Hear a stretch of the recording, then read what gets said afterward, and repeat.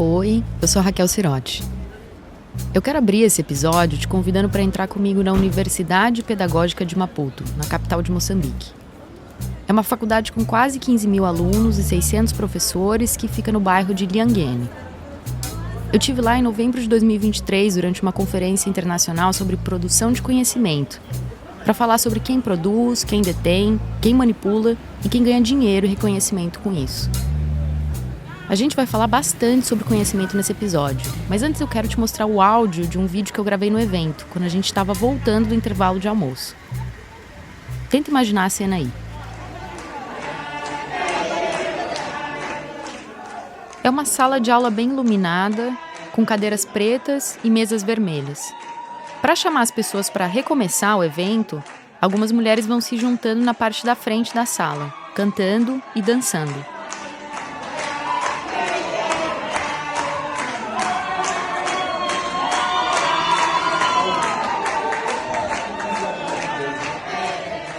Todas elas estão usando capulanas, que são os panos longos, coloridos, muito tradicionais em Moçambique, amarrados em volta da cintura como se fosse uma saia. Essas mulheres são nhangas. Mas quem vai te explicar o que é ser um nhanga não sou eu. É um pesquisador moçambicano, que também é nhanga e foi um dos palestrantes desse encontro. Muito obrigado. Eu sou Benjamin Makwakwa. Como é que eu me classifico? Eu me identifico como um sociólogo, identifico-me também como um antropólogo, mas há uma coisa que eu sempre não deixo de colocar na minha apresentação, sempre que eu falo com as pessoas, sempre que eu me apresento às pessoas, que eu sou nhanga. E dentro de mim coabitam e partilham espaço estas identidades todas. O professor Benjamin Makwakwa é diretor de uma ONG de educação e cultura chamada IETO, que foi uma das organizadoras do evento. Alguns dias depois da palestra na Universidade Pedagógica, ele conversou com a Caroline Mendes, que estuda esse tema dos nhangas e participou nas pesquisas aqui do podcast. Gostaria que o senhor falasse pra gente o que é ser um nhanga. Bom, quando nós falamos do nhanga, nós estamos a falar do pacote completo. Estamos a falar de um produto final, ok? Mas este produto final é um produto de um processo muito, muito complexo. O nhanga é aquela pessoa, na nossa cultura, na nossa tradição, é aquela pessoa que congrega vários saberes. Tem a capacidade de interpretar conteúdos espirituais. Ele tem a capacidade de fazer a ligação entre os vivos e os mortos, mas o nhanga também é aquela pessoa, é aquela pessoa que tem a capacidade, tem as habilidades, tem o conhecimento de lidar com plantas, lidar com recursos marinhos, lidar com recursos animais também, para cuidar de patologias, para cuidar de doenças.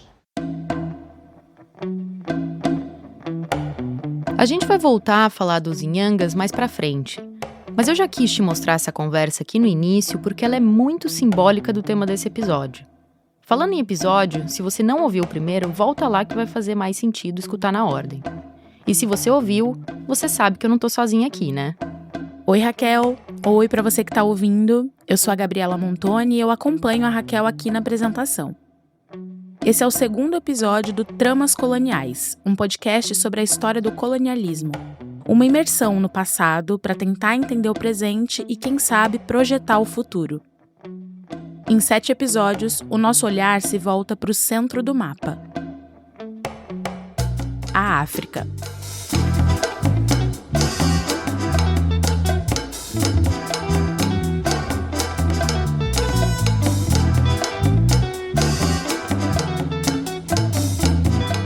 Episódio 2. De onde vem o seu conhecimento?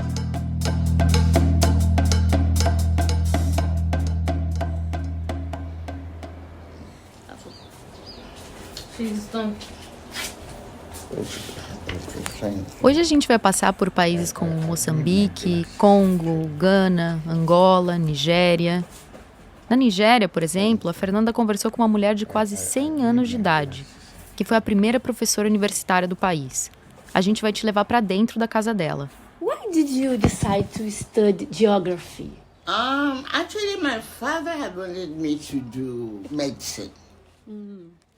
Mas antes, só para ficar todo mundo na mesma página, vamos entender o significado de uma palavra meio complicadinha, mas muito importante para esse episódio. Anota aí. Epistemologia.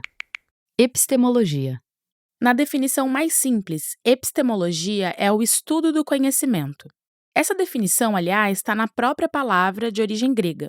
Episteme é conhecimento e logia é estudo. Num conceito mais amplo, epistemologia é a forma como a gente observa, interpreta e explica o mundo que está à nossa volta. Por exemplo, se você quer saber se vai chover hoje, você pode olhar as nuvens pela janela, mas também pode checar a previsão do tempo no seu celular. Quando você faz isso, você está fazendo um exercício epistemológico, considerando diferentes fontes de conhecimento para descobrir se vai chover.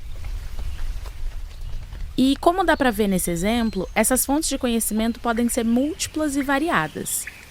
A maneira como a gente entende o mundo não é sempre a mesma. A epistemologia não é uma coisa neutra nem universal. Ela reflete o jeito como a gente se relaciona com os lugares, com as pessoas, com a política, e o jeito como a gente produz conhecimento.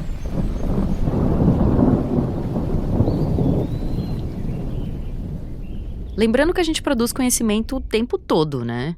Produção de conhecimento não é só o que acontece dentro das paredes de uma universidade, de uma escola ou de um laboratório. Um sistema de conhecimento é um conjunto de crenças e práticas que um grupo usa para compreender o que está à sua volta.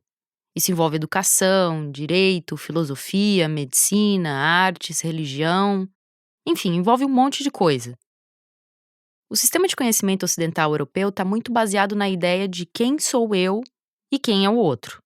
Ou melhor, na separação entre o observador e o observado. E quando a gente traz para o tema do nosso podcast, o colonialismo, ali também dá para perceber essa separação entre duas coisas diferentes. Ouve só esse trechinho de um texto do filósofo e escritor congolês que a gente já tinha citado aqui no primeiro episódio, o Valentin Yves Mudimbe. A causa da estrutura colonizadora deu origem a um sistema dicotômico e com ele surgiram numerosas oposições. Tradicional versus moderno, oral versus escrito, comunidades agrárias versus civilização urbana e industrializada, economias de subsistência versus economias altamente produtivas. A colonização é baseada nesse suposto contraste e na ideia de superioridade de um povo sobre o outro. Superioridade muitas vezes chancelada pela própria ciência, especialmente as ciências sociais.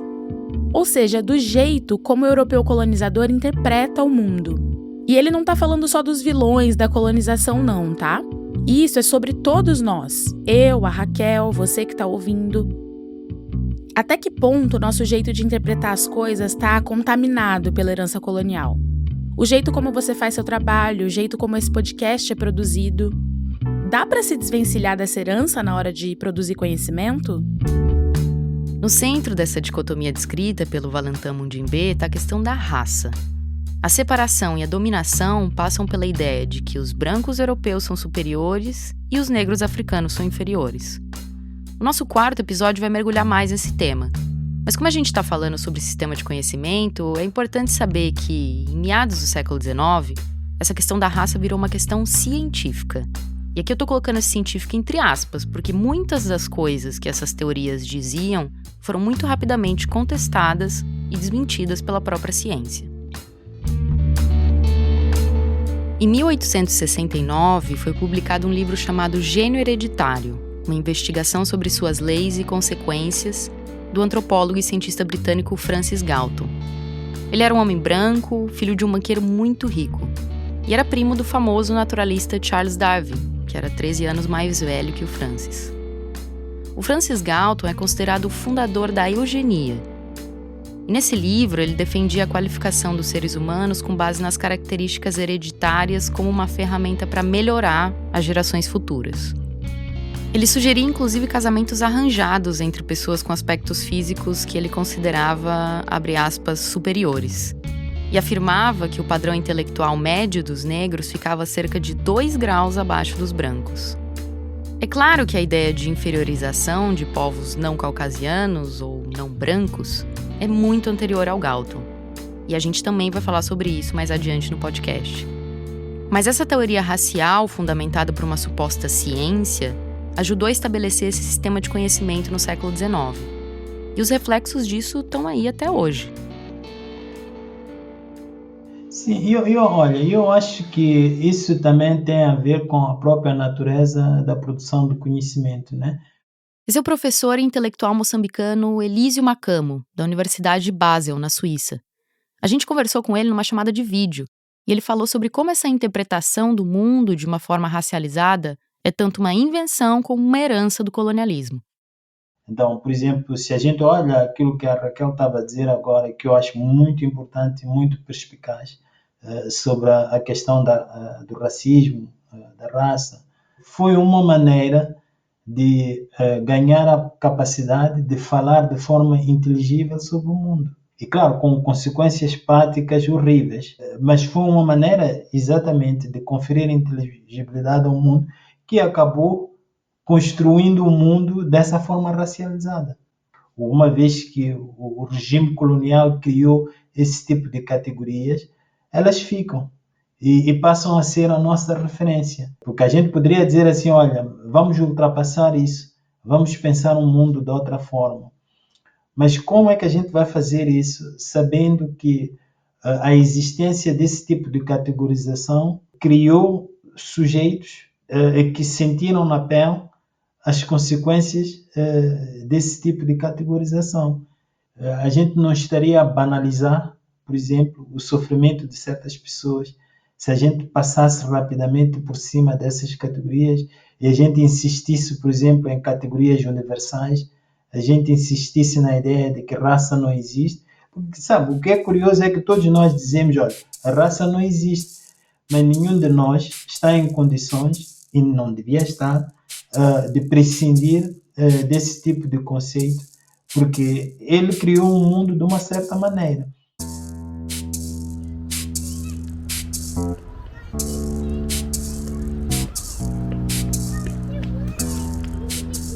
Para a gente entrar no papel que a educação tem no sistema de conhecimento do colonialismo, a Gabi vai te contar uma história. E essa história acontece fora da África, na cidade de Colney Bay, um balneário bem tranquilo no norte do país de Gales, no Reino Unido. Esse som que você está ouvindo é lá da cidade mesmo, mas é um som atual. E eu quero que você imagine Colwyn Bay no fim do século XIX. Pode começar por uma imagem registrada numa fotografia real em preto e branco. No centro da foto está um homem alto, branco, de barba, vestindo uma espécie de sobretudo. Ele está de pé, posando para a foto entre dois meninos, com as mãos repousadas nos ombros deles. São duas crianças negras, com a expressão séria, vestindo roupas sociais escuras. Deu para imaginar bem a foto? Agora eu vou te contar quem são essas pessoas. O menino da esquerda se chama Kinkasa, ele tem 11 anos. O da direita é o Nkanza, de 9 anos. E o homem no centro é o reverendo William Hughes, um missionário inglês da Igreja Batista que atuou no Congo, na época uma colônia da Bélgica. Ele chegou na África em 1882, mas 3 anos depois ficou doente e teve que voltar para a Inglaterra. Só que ele levou com ele esses 2 meninos congoleses. Os 3 circularam por igrejas do país de Gales, dando palestras e arrecadando dinheiro para o trabalho missionário.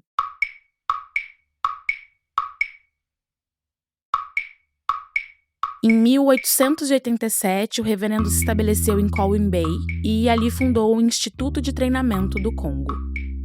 A ideia do instituto era a seguinte: em vez de mandar missionários britânicos para a África, eles levavam africanos de várias nações até o país de Gales para serem educados lá numa sociedade cristã. Depois, essas pessoas retornavam à África como missionários moldados no sistema de conhecimento da Europa para espalhar entre os africanos a palavra de Deus. Durante 25 anos, o Instituto recebeu estudantes não só do Congo, mas de Serra Leoa, Nigéria, Camarões e Libéria. Esse modelo era uma exceção dentro do colonialismo belga. Era até tolerado pelo governo, mas financiado pela iniciativa privada. As autoridades coloniais não gostavam da maneira como os africanos voltavam, mais ambiciosos, com personalidade mais forte e até ameaçando a hegemonia branca. Para tentar embasar a tese de que era melhor educar os africanos fora dos seus lugares de origem, o reverendo publicou um livro com o seguinte título: A África Obscura e o Caminho de Saída, um esquema para civilizar e evangelizar o continente obscuro. Esse trechinho resume bem a ideia.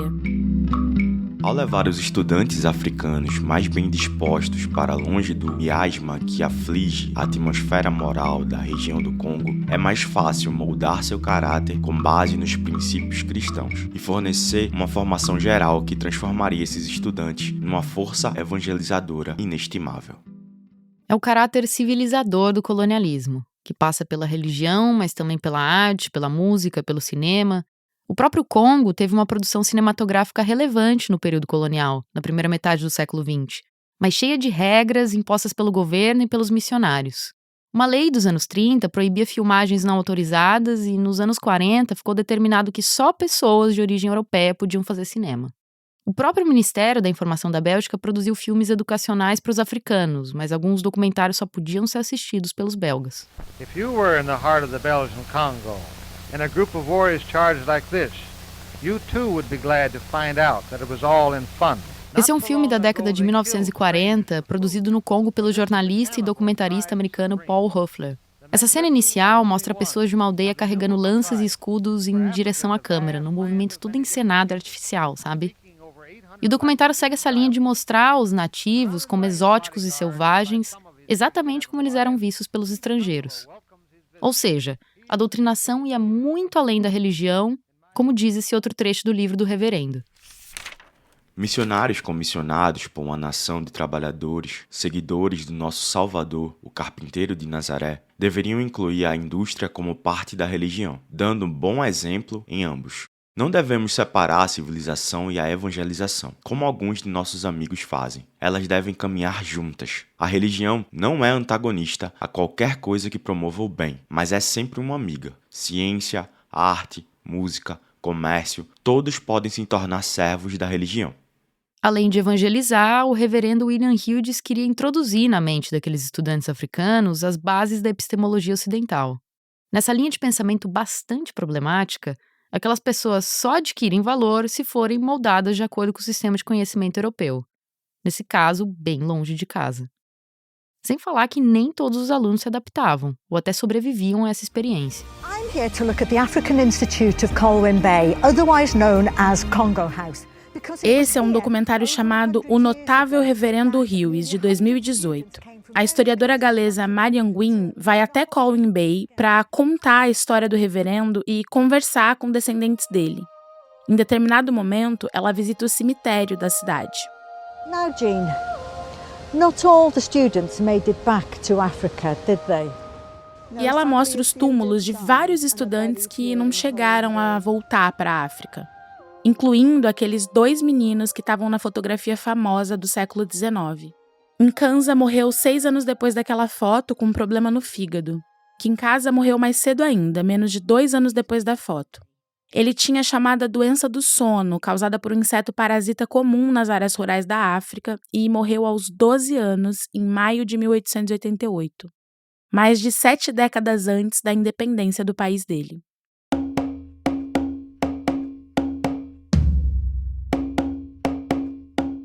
O Congo se tornou independente da Bélgica no dia 30 de junho de 1960. Mas agora a gente vai para Gana, onde esse processo já tinha acontecido 3 anos antes. Gana foi o primeiro país da África subsaariana a se tornar independente. A colonização inglesa chegou ao fim em 6 de março de 1957. This day will never be forgotten. The 6th of March 1957. Essa é a música Birth of Ghana, que virou uma espécie de hino da libertação.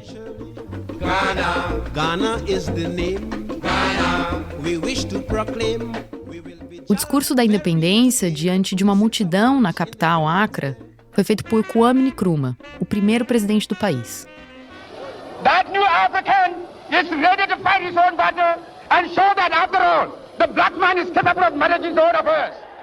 Gesticulando bastante com a mão direita, ele diz que existe uma nova África e ela está pronta para travar a sua própria batalha e mostrar que o homem negro é capaz de cuidar de seus próprios assuntos. Ao fim do discurso, ele pede para a banda tocar o hino nacional de Gana. And here, I will ask the band to play the Ghana National Anthem.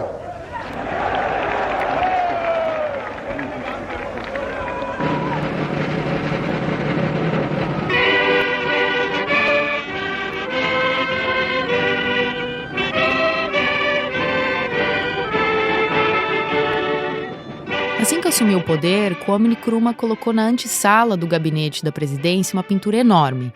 Uma arte que representava a luta dele contra o colonialismo, com os grilhões da escravidão sendo quebrados.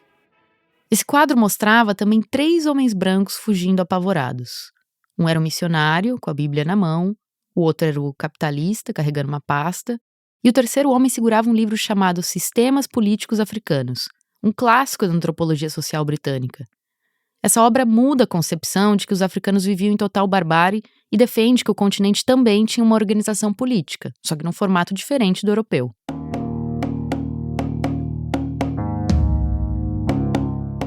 A antropologia africana já passou por esse episódio. Você já ouviu Benjamin Makwakwa falando sobre conhecimento e o sociólogo Elísio Macambo, que também é doutor em antropologia, falando sobre raça. Mas você também ouviu a história de outro antropólogo, o britânico eugenista Francis Galton, lembra? É que o nascimento da antropologia como uma ciência dedicada ao estudo da, abre aspas, humanidade e das diversas formas de organização das sociedades humanas se deu ali no século XIX, numa conexão íntima com o colonialismo. Se os navegadores e os missionários eram figuras de grande poder no colonialismo europeu entre os séculos XV e XVIII, o antropólogo se torna uma dessas referências nos séculos XIX e XX. É claro que esse olhar sobre o outro vem de muito antes do século XIX. Ele já estava presente nas crônicas de viagem feitas por missionários, por exploradores e por militares. O discurso antropológico decorre dessas viagens de exploração e ganha uma chancela científica. Essa função de produzir conhecimento sobre as populações locais teve um impacto enorme em Moçambique nos tempos da colônia portuguesa. Portaria número 10997, atendendo ao disposto no Decreto-Lei número 34478, de 3 de abril de 1945, e ao estabelecido no plano elaborado pela Junta das Missões Geográficas e de Investigações Coloniais. Essa é a portaria que criou a missão antropológica em Moçambique em 1945. Das colônias portuguesas na África, Moçambique foi a que mais recebeu missões patrocinadas pelo governo. Esse texto da portaria dá a ideia do tipo de conhecimento que esses agentes tinham que produzir. Compete à missão a. Prosseguir os estudos antropológicos, etnológicos e pré-históricos realizados em campanhas anteriores pela seção agregada à Missão Geográfica de Moçambique. B. O estudo da robustez e vitalidade dos vários grupos étnicos da colônia, e muito especialmente os indígenas. C. Os estudos psicotécnicos experimentais, com o objetivo de se colherem elementos que permitam conhecer as aptidões dos indígenas para os vários trabalhos manuais. Do fim do século XIX até o período da independência de Moçambique, que só aconteceu em 1975, muitos acadêmicos e funcionários do governo português foram enviados ao país para catalogar, estudar e explicar, ou melhor, tentar explicar as populações nativas. Nessas missões também era comum delegar as tarefas aos administradores locais e aos funcionários das companhias privadas que governavam alguns territórios do país. Isso também estava previsto na portaria. Parágrafo único. Para este fim, poderá a missão manter estreita colaboração com as missões religiosas e serviços de saúde. O chefe da missão ou seus adjuntos deverão realizar algumas lições na sede do governo da província, onde vão efetivar-se as investigações, com caráter essencialmente prático sobre antropologia e etnografia, de forma a despertar o interesse pelos estudos, tanto por parte de funcionários como de outras entidades. Acho que ouvindo esses trechos dá para sentir que essas missões antropológicas seguiam a cartilha do colonizador, que só reconhecia a própria cultura como legítima.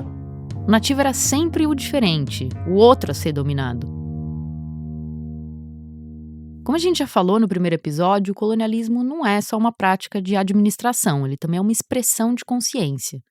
E o discurso antropológico emergiu para dar um verniz científico a essa consciência. Mas se a educação era uma ferramenta de domínio na mão dos colonizadores, ela também se tornou uma arma de contra-ataque na mão dos colonizados.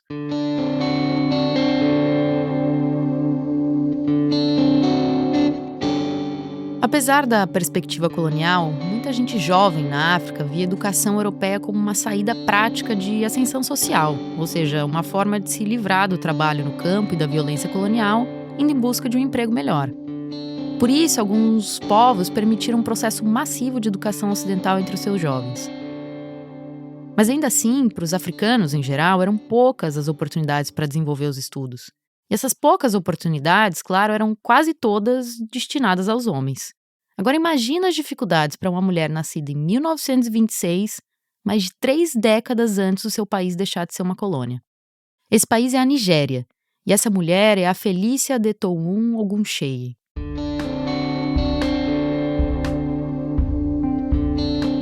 Formada em geografia, ela foi a primeira mulher a se tornar professora universitária na Nigéria. Virou uma ativista muito importante na defesa dos direitos das mulheres no país. Em novembro de 2022, poucos dias antes dela completar 95 anos, ela recebeu na casa dela a Fernanda Tomás, que idealizou o podcast aqui junto comigo. Felícia mora na cidade de Ibadan, capital do estado de Oyo, no sudoeste da Nigéria. Essa casa se tornou um grande centro de pesquisa, com um acervo enorme de livros e documentos. I was born in Benin. My parents were civil servants and they were...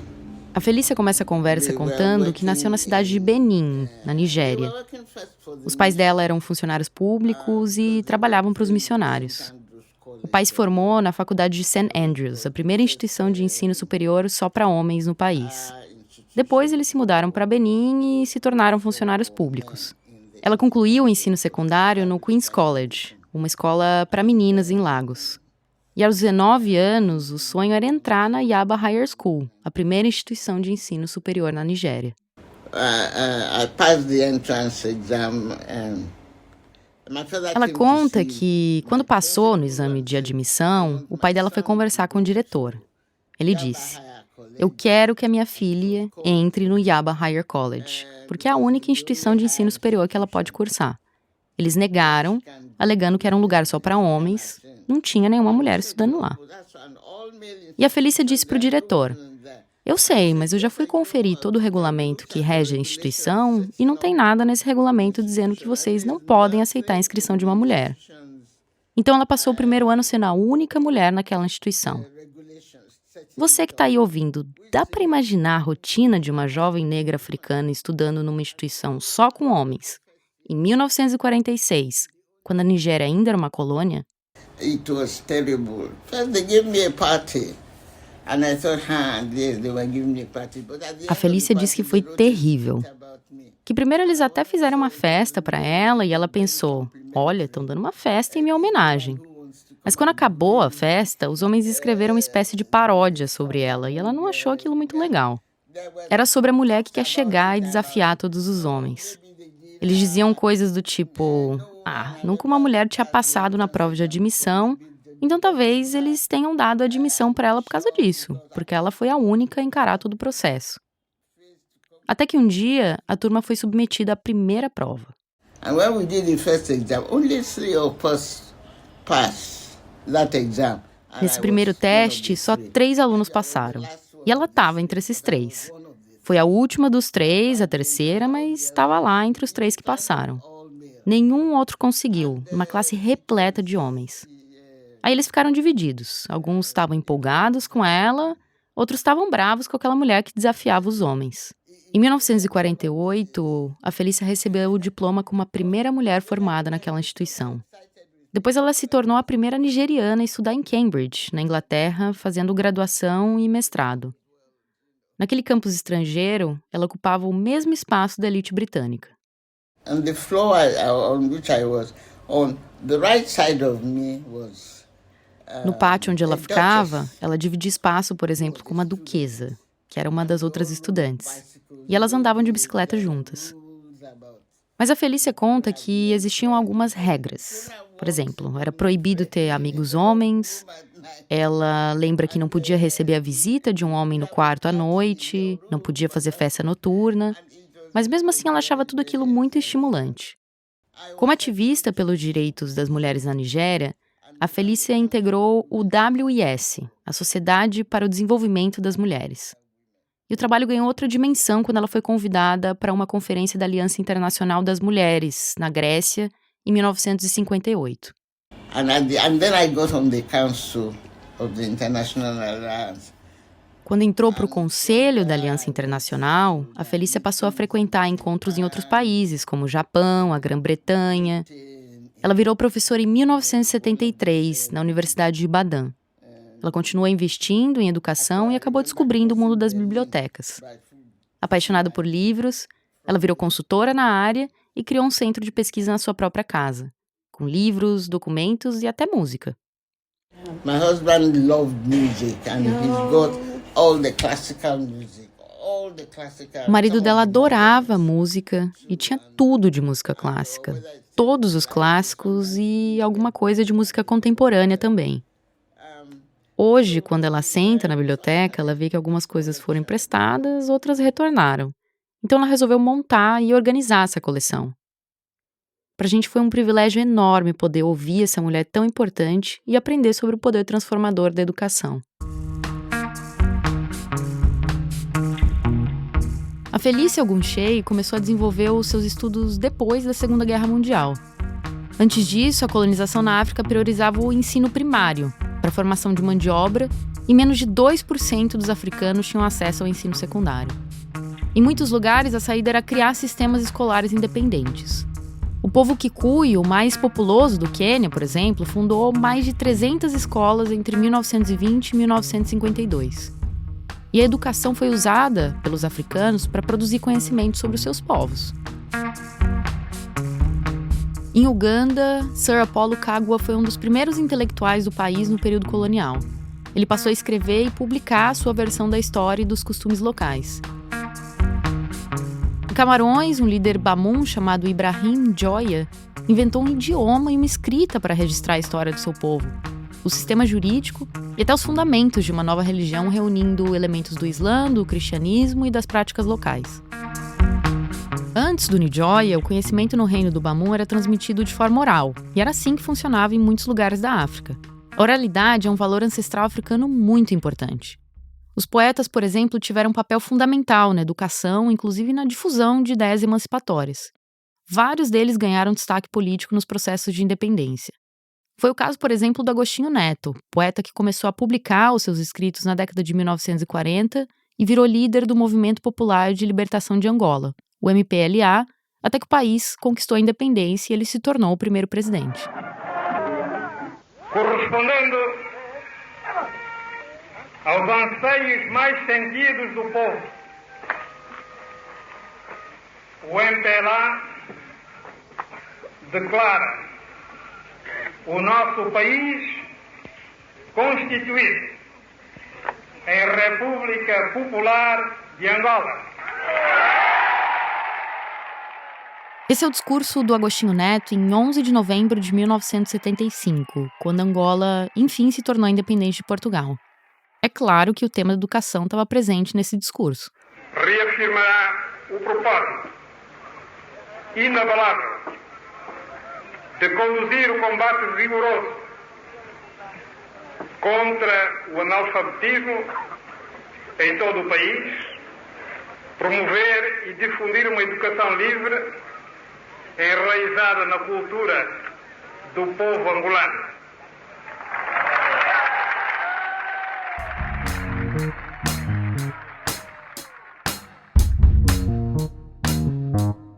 Na reta final desse episódio, eu quero voltar para a pergunta que a Gabi fez lá no começo. Dá para se esquivar dessa herança europeia colonial na hora de produzir conhecimento? Como a Europa durante muito tempo teve o poder de determinar o que é o conhecimento, muitas vezes ele ainda é replicado sem levar em conta os saberes locais. A pesquisadora nigeriana Oyeronke Oyewumi tem um livro chamado A Invenção das Mulheres, onde ela lembra que os pesquisadores insistem em usar noções ocidentais de gênero para explicar aspectos das sociedades africanas. Ela explica que na sociedade Yorubá, na Nigéria, antes da colonização, o fato de ser homem ou mulher não determinava poder ou autoridade. O que influenciava era a linhagem da pessoa, que era regulada pela idade, não pelo gênero. E a isso se junta uma percepção do filósofo Paulan Ontondi, do Benin. E aqui eu tô falando do país Benin, tá? E não da cidade Benin, na Nigéria, onde nasceu a Felícia. Paulan Ontondi observa que, muitas vezes, os próprios pesquisadores africanos, sobretudo na pós-graduação, respondem mais aos anseios da Europa do que da África. Negar outros tipos de saberes produzidos fora da epistemologia europeia é o que alguns intelectuais chamam de epistemicídio. Para aproximar a discussão do Brasil, uma das intelectuais que recorrem a esse termo é a filósofa e escritora Sueli Carneiro. Ela diz que o epistemicídio é uma espécie de sequestro da razão, que nega a inteligência de outros povos e faz com que ela seja desvalorizada, desconsiderada ou até mesmo apagada pela cultura europeia. Esse é um cenário que não se destrói com uma ou duas ações da noite para o dia. Por mais que a gente queira, o processo de romper com a herança do colonialismo leva tempo. Mas ele tem que começar, né? Nem que seja para colher algum fruto lá na frente. E é por isso que agora a Raquel vai voltar para a Universidade Pedagógica de Maputo, naquele evento que abriu o episódio, para te mostrar que os saberes podem vir de lugares diversos.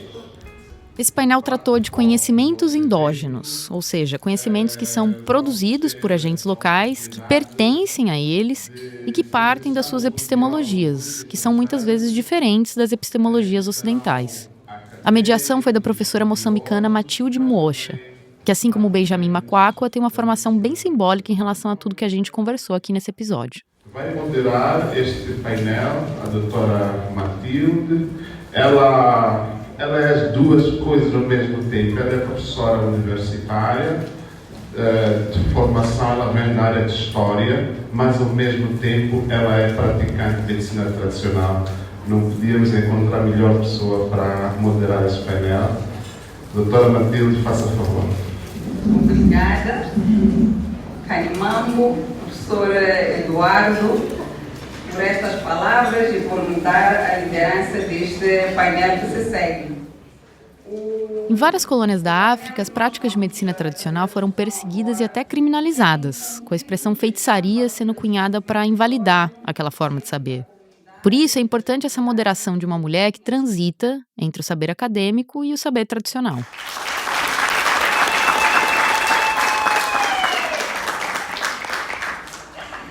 Eu estou sentada num bom lugar. Estou sentada num lugar privilegiado. À medida que as apresentações vão sendo feitas, à medida que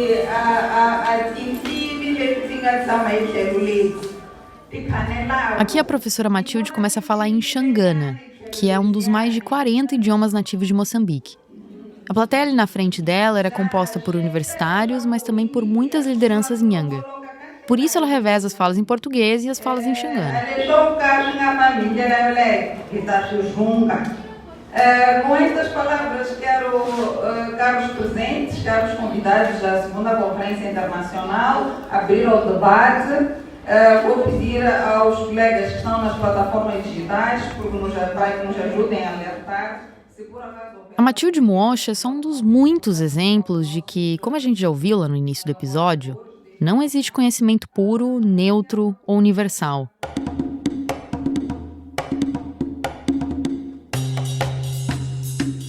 As nossas crenças sobre as pessoas e sobre o mundo são sempre filtradas por um sistema de conhecimento pautado por quem o produz e influenciado pelas relações de poder. Entender isso é um passo necessário para desconstruir essa epistemologia europeia colonial entranhada na nossa realidade. A ciência acadêmica, aquela que se faz nas universidades por meio dos métodos e conceitos ocidentais, não é superior, não é melhor e nem muito menos exclusiva. Ela pode e deve conviver tranquilamente com a sabedoria dos nhangas cantando e dançando numa sala de aula.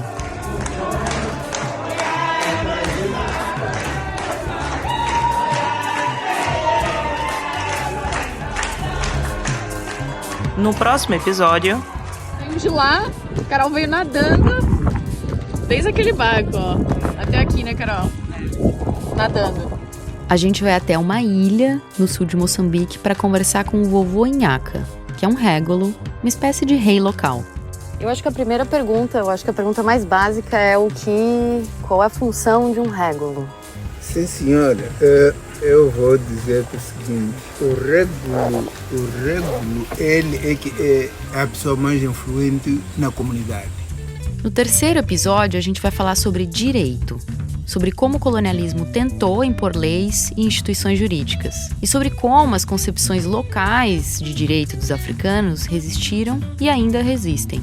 Vovô, e o senhor falou que esse espaço aqui onde a gente está, ele é um tribunal também, porque onde se recebem pessoas, se resolvem conflitos. O que mais acontece nesse espaço aqui, nesse espaço onde a gente está?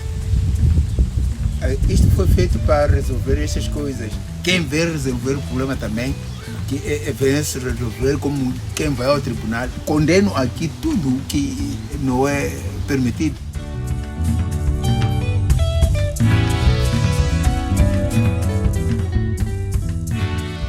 Tramas Coloniais é um podcast documental em 7 episódios, com realização da produtora Escuta Aqui e apoio do Instituto Max Planck de História e Teoria do Direito, Departamento Regimes Históricos de Normatividade. Em tramascoloniais.com.br você pode se aprofundar no conteúdo dos episódios, com fotos, vídeos, entrevistas, indicações de livros e bastidores da produção. Você também encontra a gente buscando por Tramas Coloniais no Instagram, no TikTok e no Blue Sky. A idealização do podcast é da Raquel Sirotti e da Fernanda Tomás. As pesquisas e as entrevistas são da Raquel e da Fernanda, com o auxílio do Mauro Manhanghelli, da Caroline Mendes e da Bianca Silva. A Raquel faz a produção e apresenta o podcast, acompanhada pela Gabriela Montoni. As locuções adicionais são da Janaína Oliveira e do Caio Santos. As gravações de campo e as fotografias são do Marcelo Londonho. A direção geral do podcast é do Rodrigo Alves, que sou eu, e eu também escrevo os roteiros. A supervisão dos roteiros é da Gabriela Montoni e do Thales Ramos. A Clara Costa é responsável pela edição e pelo desenho de som. A assistência de edição é da Giovanna Orsini. A trilha sonora do podcast é original, composta pelo Gabriel Falcão. As locuções são gravadas no Estúdio Rastro, no Rio de Janeiro, com a supervisão técnica do Dani Di. E a gente recebeu uma consultoria de locução do Tiago Rogero. A identidade visual e as ilustrações são da artista Maiara Ferrão. O site foi desenvolvido pela Mariana Tavares e a Emily Sabino cuida da distribuição e da produção nas redes sociais. Você gostou do episódio? Conta pra gente nas redes, compartilha com quem você acha que vai gostar, espalha o conteúdo por aí e muito obrigado pela escuta.